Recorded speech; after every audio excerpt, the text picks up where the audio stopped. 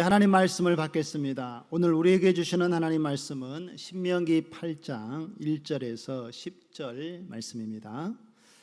구약 성경 274쪽쯤에 있습니다.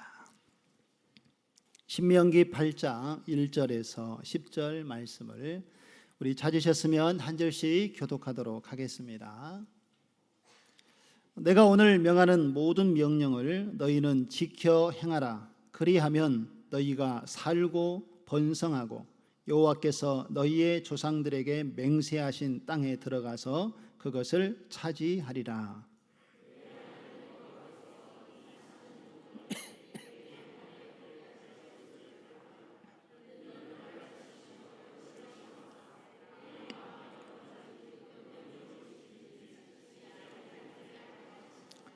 너를 낮추시며 너를 줄이게 하시며 또 너도 알지 못하며 내 조상들도 알지 못하던 만나를 내게 먹이신 것은 사람이 떡으로만 사는 것이 아니요 여호와의 입에서 나오는 모든 말씀으로 사는 줄을 내가 알게 하려 하심이니라.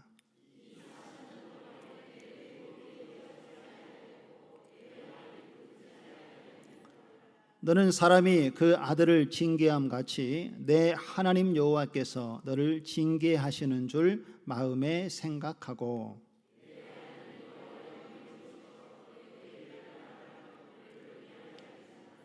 내 하나님 여호와께서 너를 아름다운 땅에 이르게 하시나니 그곳은 골짜기든지 산지든지 시내와 분천과 샘이 흐르고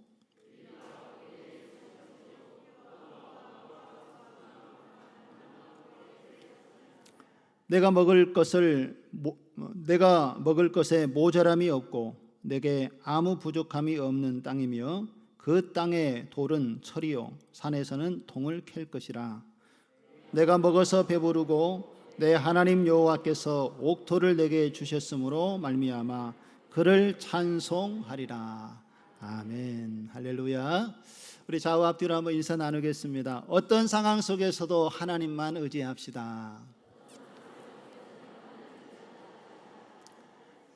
할렐루야. 지난 한 주간도 하나님께서 또 우리의 삶을 지키시고 또 여기까지 인도해 주신 줄로 믿습니다.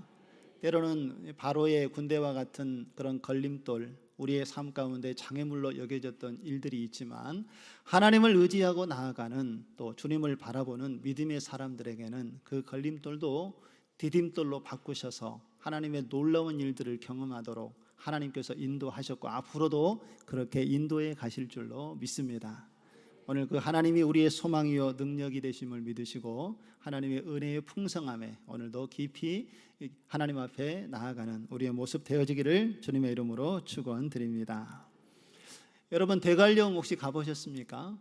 예, 대관령 우리 강원도 동해나 속초를 가려면 대관령이나 한계령을 넘어가야 강원도 쪽으로 저희가 건너갈 수가 있지요. 지금은 고속도로가 터널로 잘 만들어져서 이 대관령 고개를 넘어가지는 않지만 과거에는 이 구불구불한 산길을 오르고 내리면서 이 대관령을 지나서 그리고 강원도 쪽으로 건너갔던 기억이 납니다. 그런데 이 강원도를 가는 길에 대관령을 넘어가는데 이 대관령의 하늘 아래 첫 동네라고 불리는 횡계리라는 마을이 있습니다. 이곳은 백두대간 마루에 위치한 이 평균 해발이 아마 700m 정도 되는 고원지대에 있는 지역으로 알려져 있습니다. 바로 그곳에 유명한 황태 덕장이 있다고 합니다. 지금은 이제 기후가 많이 바뀌어져서 많이 활용이 되지 않는다고는 하지만 이곳에서 여러분들이 맛있게 먹는 황태가 만들어진다고 합니다. 근데 여러분 대관령의 기후를 살펴보면요, 대관령은 봄이나 가을이 짧고요, 그리고 겨울이 좀 길다고 합니다. 그리고 일교차가 매우 커서 겨울철에는 기온이 밤이 되면 영하 10도, 20도까지 내려가고 낮이 되면 해가 쨍하게 비치면 또 영상까지 기온이 올라오면서 오르락 내리락 하는 이 일교차가 매우 큰 지역이고요. 또 눈이 한 번 오면 얼마나 많이 옵니까? 눈이 와서 많이 쌓이는 지역이 바로 이 대관령 고산 지대입니다. 그런데 여러분, 이 황태를 만들기에 최정의 조건의 기후 조건이 무엇인가 하면은요, 이런 조건을 갖춰야 된다고 합니다. 영하 10도 이하가 되는 날씨가 2개월 이상 지속이 되어져야 좋은 황태를 만들 수 있다라고 합니다. 그런데 이 대관령, 이 횡계리가 그런 조건을 갖췄다고 합니다. 그래서 그곳에 황태 덕장을 만들고 황태를 그것에 널어놓고 겨우 내내 매일 기온이 오르락 내리락 하면서 얼었다 녹았다를 반복하면서 2달 이상을 보내게 되면 양질의 좋은 황태가 탄생하게 된다라고 합니다. 그래서 여러분의 밥상에 올라서 우리가 맛있게 먹을 수 있게 되는 것이지요. 여러분, 우리의 인생도 이와 같습니다. 대관령의 겨울과 같은 시기가 때로는 우리에게 찾아오기도 한다는 것이지요. 겨울에 그 황량하고 춥고 메마른 그런 시기가 하나님을 믿는 믿음의 신앙 안에서도 고난과 어려움으로 찾아오는 시기가 있다라는 것입니다. 그 이유가 무엇일까요? 하나님께서 우리에게 이런 고난의 시간, 이 대관령과 같은 추운 겨울을 견뎌내야 하는 그런 시기를 우리에게 주시는 이유는 우리가 하나님의 백성다운 모습으로 건강하게 성장하도록 하기 위해서 우리에게 그런 시련을 때로는 주시기도 한다라는 것입니다.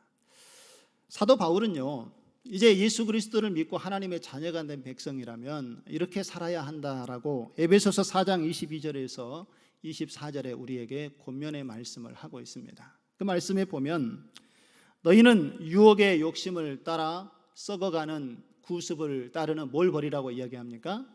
옛 사람을 벗어버리고 오직 너희의 심령이 새롭게 되어 하나님을 따라 의와 진리의 거룩함으로 지으심을 받은 무엇을 입으라고요? 새 사람을 입으라 라고 권면을 하고 있습니다. 우리가 예수 그리스도를 믿고 이제 하나님의 자녀요, 하나님의 백성이 되었다라면 과거의 옛 습관과 생활의 모습들을 벗어버리라. 그리고 이제는 하나님께서 주시는 의로움, 진리, 거룩함을 바라보면서 하나님 안에서 새로운 삶을 사는 것이 하나님다운 백성의 모습이다라고 말씀을 하고 있는 것입니다. 오늘 이곳에 계신 우리 사랑하는 모든 성도님들은 모두 다 예수 그리스도를 믿고 구원받은 하나님의 자녀요 백성이 된 줄로 믿습니다. 할렐루야. 좀 고민하신 분들이 몇 분 계신 것 같아요. 나는 아직 아닌 것 같은데, 혹시 이런 생각을 하고 계시지는 않습니까? 우리가 예수 그리스도를 믿는 순간 우리는 이미 하나님의 자녀요 백성으로서의 삶을 시작하게 된 줄 믿으시기 바랍니다. 그런데 여러분, 그렇다고 해서 예수 그리스도를 믿는 그 순간 우리가 예수님처럼 완전하게 되는 것은 아닙니다. 여전히 우리의 삶 속에서는 과거의 생활 방식과 태도가 습관처럼 남아 있습니다. 죄인에서 의인으로 신분의 변화는 일어났지만 아직 완전하지 못한 상태에 우리가 살아가고 있고, 또 이제는 예수님의 모습을 닮아가고 하나님의 거룩한 백성으로 살아가기 위해서 우리는 날마다 하나님의 말씀을 붙잡고 살아가는 훈련을 하게 되는 것입니다. 이것을 바로 성화의 과정이라고 이야기를 하는 것이죠. 점진적으로 우리 안에 계시는 성령의 능력을 의지하고 하나님의 말씀을 가까이 하고 기도하면서 하나님의 뜻을 분별하여 나아가면 우리는 예수님의 모습을 닮아가게 되는 것이고요. 그리고 하나님의 백성다운 삶을 살아가게 될 줄로 믿습니다. 여러분, 그렇다면 하나님께서 오늘 말씀에 보면 이스라엘 백성들을 가나안으로 바로 인도하지 않고 광야로 보내게 되는데 왜 하나님께서 이 백성들을 광야에 40년이라는 세월을 보내도록 그곳에 밀어 넣으셨을까요?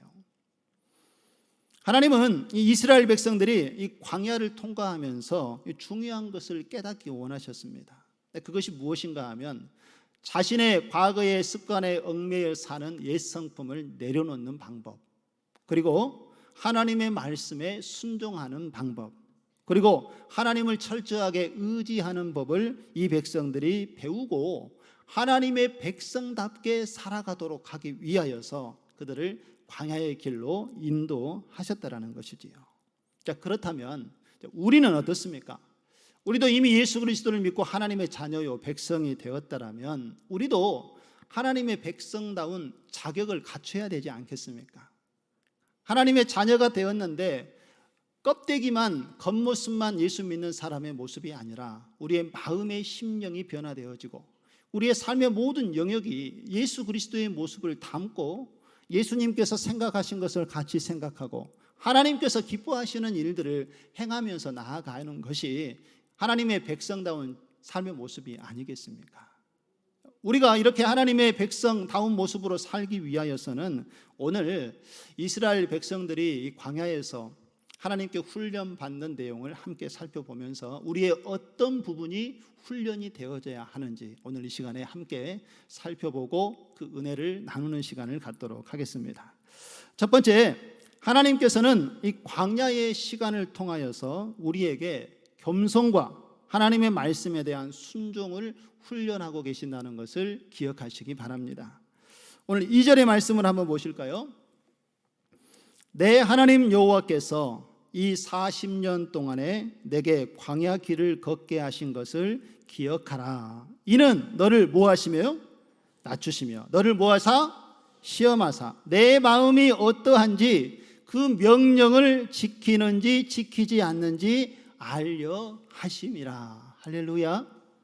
하나님께서는 이스라엘 백성들을 광야에 보내서 이 40년의 세월을 보내게 하는데 분명한 이유가 여기에 있습니다. 그것은 이 이스라엘 백성들이 하나님께서 인도하시는 애굽 땅에서 나와서 이제 가나안 땅까지 그 인도하심을 받아서 그 직전에 들어가기 전 가데스 바네아라는 곳에 머물게 되지요. 그리고 이곳에서 이스라엘 백성들이 그 땅을 정탐하기 시작합니다. 이미 하나님께서는 가나안을 주시기로 약속하셨습니까? 약속하지 않으셨습니까? 이미 약속하셨습니다. 이스라엘 백성들은 믿음을 가지고 그냥 들어가면 그 땅을 얻게 되는 하나님의 인도하심을 받게 되는데 그래도 돌다리라도 좀 두드려보고 가보자 하는 심정이 이스라엘 백성들의 마음속에 있었던 것 같습니다. 그래서 정탐꾼을 모집해서 여리고에 정탐꾼을 보내게 되지요. 그런데 다녀온 정탐꾼들의 보고 중에 10명의 정탐꾼이 부정적인 보고를 하게 되지요. 그래서 처음에 가졌던 이스라엘 백성들의 그 믿음이 흔들리기 시작했습니다. 이 땅을 우리가 차지하기는 어려운 땅 아닌가라고 하면서 하나님의 약속의 말씀을 신실하게 믿지 못하고 불신하게 되고 그리고 이것으로 인하여서 하나님께 원망하는 모습을 백성들이 보이고 말았다는 것이죠. 그래서 하나님께서 40일을 작정한 그 날을 하루를 1년으로 계산해서 40년을 광야에 지내도록 그들을 광야로 내어 모르셨습니다. 그리고 하나님께서는 이 불순종한 이스라엘 백성들을 광야로 몰아 넣으신 다음에 그들을 하나님의 거룩한 백성이 되도록 하기 위하여서 단련시키는 훈련을 하게 되는 것이지요. 이스라엘 백성들이 이 광야에서 무엇을 훈련합니까? 하나님 앞에서 겸손하게 낮아지는 법을 훈련하게 되고요. 그리고 하나님께 불평하고 불순종했던 그 습관을 이제 하나님의 말씀에 순종하는 모습으로 바꾸는 훈련을 하나님께서 광야에서 하시는 것을 보게 되어집니다. 뿐만 아니라 지금까지는 애굽에 살면서 세상의 방식대로 생각하고 판단하고 결정하고 행동을 했지만 이제는 세상의 방식이 아니라 하나님의 거룩한 방식으로 세상을 살아가는 법을 배우도록 하나님께서 광야에서 이 백성을 훈련시키신다는 것입니다. 그런데 이 훈련이 여러분 쉽습니까? 어렵습니까? 모든 훈련들은 인고의 노력이 필요하고 얼마나 많은 땀과 수고를 해야 되는지 모릅니다. 우리가 자녀들을 낳아서 기르다 보면 이 자녀들을 학교에 보내지요. 그러면 학생들이 학교 가는 것을 좋아합니까? 싫어합니까? 좋아하는 아이들도 있지만 대체적으로 학교 가는 것을 그렇게 즐거워하지는 않습니다. 휴일만 되면 얼마나 좋아합니까? 그리고 저도 학교에 가서 다닐 때 보면 무슨 나라에 일이 있어서 학교를 오지 말라고 하는 그날을 얼마나 기다리는지 모릅니다. 하루라도 쉬어보고 싶은 그런 마음이 학생들 마음속에는 있는 것 같습니다. 그런데 우리 부모님들은 이런 아이들을 학교에 굳이 보내지 않습니까? 왜 학교를 보냅니까? 그들이 커서 이제 이 세상을 홀로 살아갈 수 있도록 하기 위한 훈련을 교육을 통해서 그들이 받아야 하기 때문에 그들이 좀 힘들어하고 어려워해도 부모들은 자녀들을 학교에 보내서 교육을 시키게 되는 것이지요. 하나님께서도요, 때로는 우리를 이 광야라는 학교에 보내신다라는 것입니다. 무엇 때문에요? 우리가 그 광야에 들어가게 되면 고통스럽고 힘들어하는 것을 다 아시면서도 하나님께서는 우리를 단련하고 훈련시키기 위하여서 광야 학교에 우리를 보내신다라는 것입니다. 광야 학교에서는 우리가 무엇을 배울 수 있겠습니까? 과거에 나의 옛 습관들을 아직 버리지 못하고 예수 그리스도를 믿는 하나님의 자녀의 모습은 갖추었지만 내면이 성숙하지 않고 변화되지 못했던 내 삶을 바꾸시기 위하여서 과거의 습관들을 내어버리고, 그리고 과거에 내 고집대로 살아왔던 내 이 고집을 꺾으시기 위해서 하나님께서는 우리를 광야로 보내시고, 그리고 하나님의 말씀대로 방법대로 살아가는 거룩한 백성이 되도록 하기 위해서 우리를 광야 학교로 보내신다는 것입니다. 한마디로 이야기하면 이 광야 학교는 하나님의 말씀에 순종하는 삶을 배우도록 하기 위해서 우리를 보내신다는 것입니다.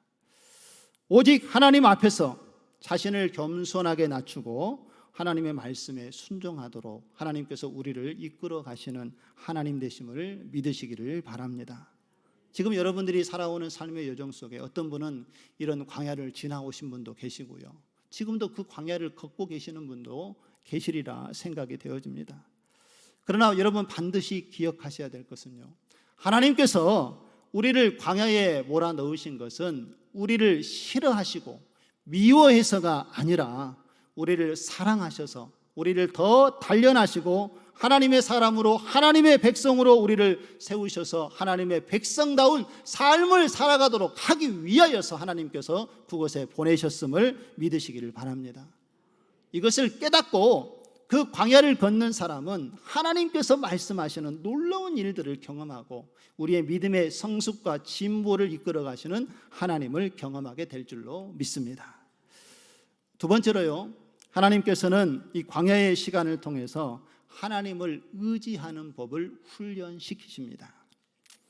이스라엘 백성들이 광야에서 40년을 지내는 동안 하나님께서는 그들이 날마다 하나님의 은혜를 경험하도록 인도하셨던 것을 볼 수가 있습니다. 우리 3절과 4절의 말씀을 한번 보실까요?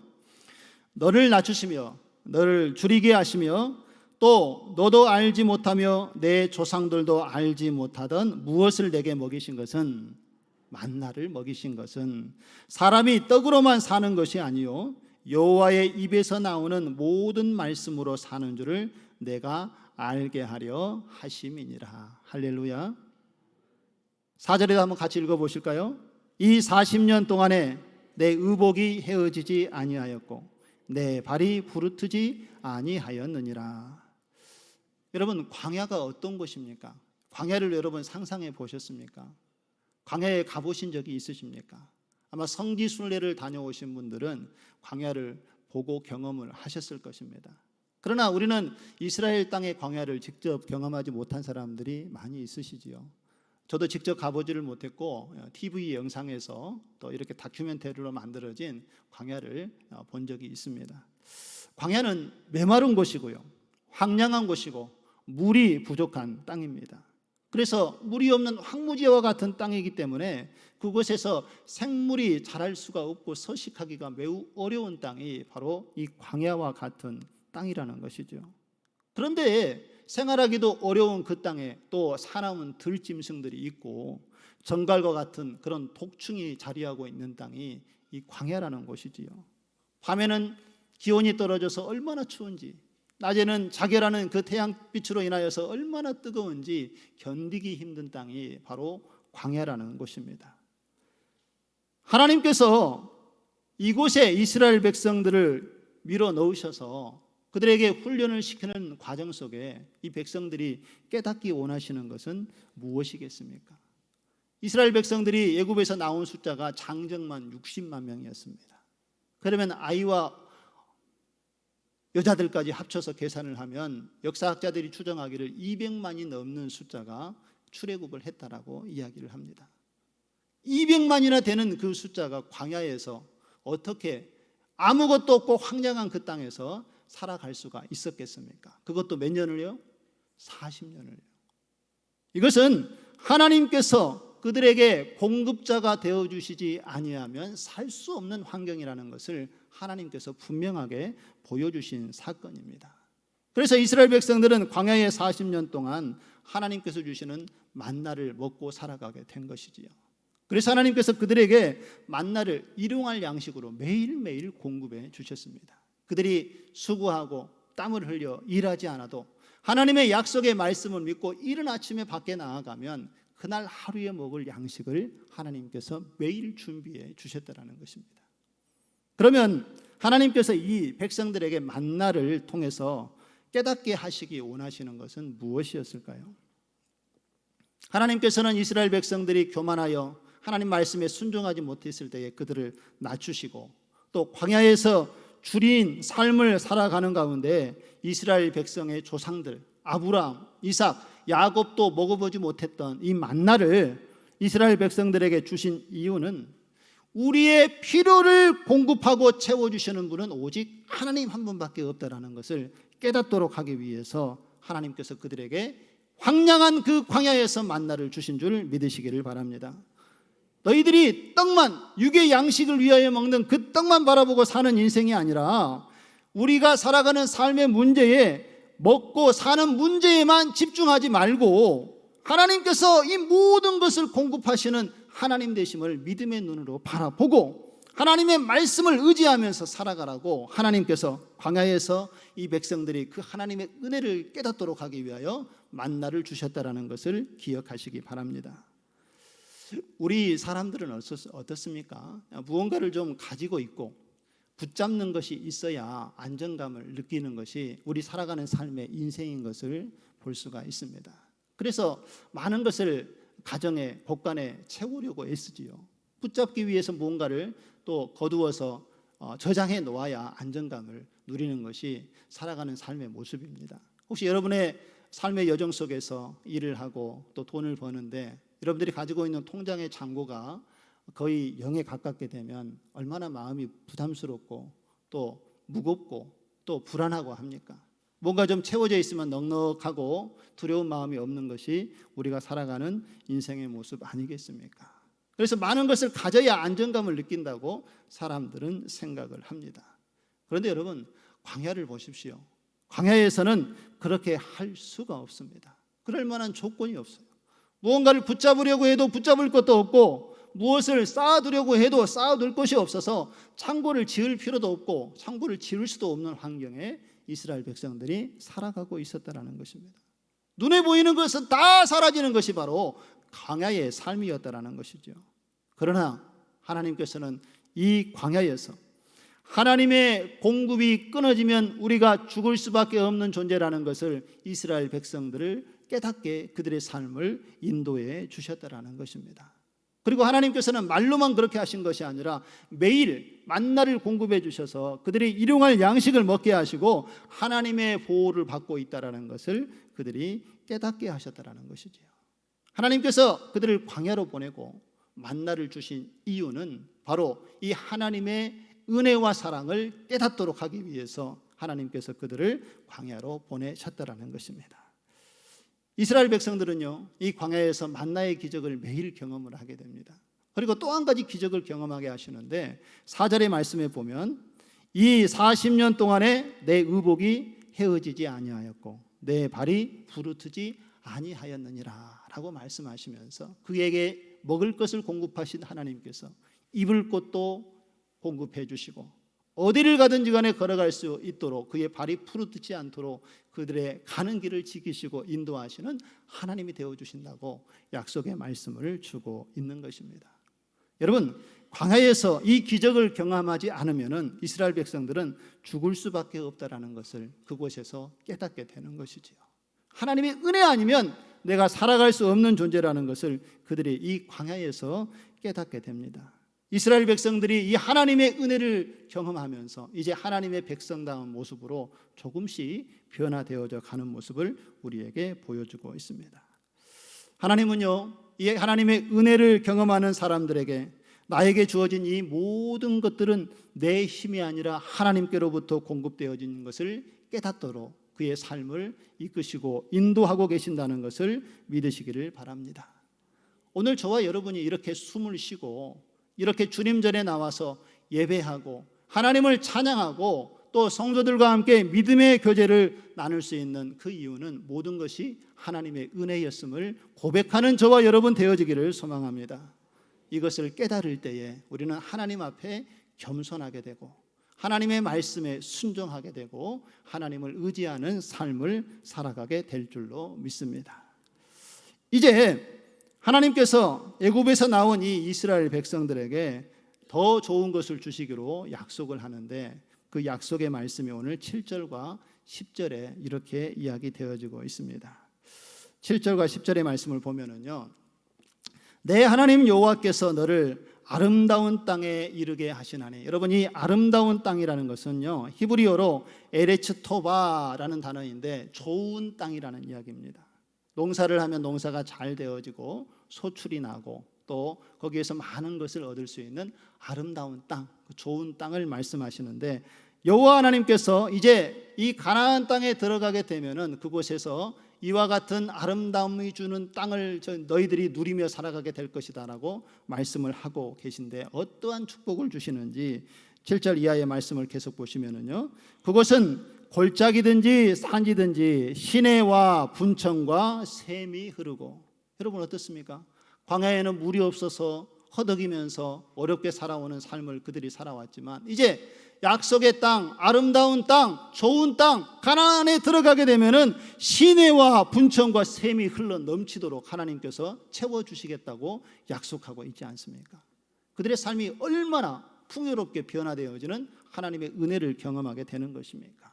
또 8절에 보면 밀과 보리의 소산지요 포도와 무화과와 석류와 감람나무와 꿀의 소산지가 바로 그곳이다라고 말씀을 합니다. 광야에서는 농사를 지을 수도 없는 환경이었지만 이제 그 땅에 들어가면 농사를 짓고 이와 같은 소산을 얻을 수 있도록 하나님께서 먹을 것을, 필요를 넉넉하게 채워주시겠다라고 약속의 말씀을 주고 있는 것이지요. 또 9절 말씀 한번 같이 읽어보실까요? 내가 먹을 것에 모자람이 없고 내게 아무 부족함이 없는 땅이며 그 땅의 돌은 철이요 산에서는 동을 캘 것이라. 할렐루야. 주님께서 무엇을 약속하십니까? 내가 먹을 것에 모자람이 없고 내가 아무 부족함이 없는 그 땅으로 너희들을 인도하여 가리라. 주님께서 약속의 말씀을 주고 있는 것이지요. 그리고 10절도 한번 읽어보겠습니다. 내가 먹어서 배부르고 내 하나님 여호와께서 옥토를 내게 주셨으므로 말미암아 그를 찬송하리라. 할렐루야. 하나님께서 채워주시고 필요를 공급하시는 놀라운 은혜를 경험하니 저절로 하나님의 이름을 높이며 찬양하는 삶을 살게 된다라는 것을 말씀을 하고 있는 것입니다. 우리가 광야의 훈련의 과정을 마치고 나면 하나님께서는 이와 같이 좋은 땅을 예비하시고 그곳에서 풍성한 삶을 누리도록 함께하여 주시겠다는 약속의 말씀을 믿으시기를 바랍니다. 우리의 삶 가운데 그런 광야가 있지요. 그러나 광야는 끝이 있습니다.